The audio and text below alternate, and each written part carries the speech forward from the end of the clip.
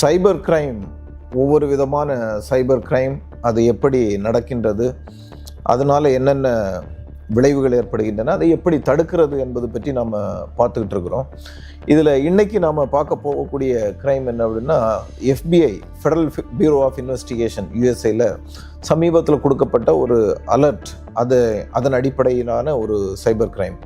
இந்த புதுவிதமான cyber crime நாம் தெரிஞ்சுக்கிறது ரொம்ப முக்கியம். ஏன்னா FBI அலர்ட் கொடுத்தாலும் இந்தியாவுக்கு இன்னும் அதிகமான அளவுக்கு பொருத்தமுள்ள ஒரு அவேர்னஸ் அப்படின்ட்டு சொல்லுவேன். அதனால் இன்றைக்கி அதை பற்றி பார்ப்போம்.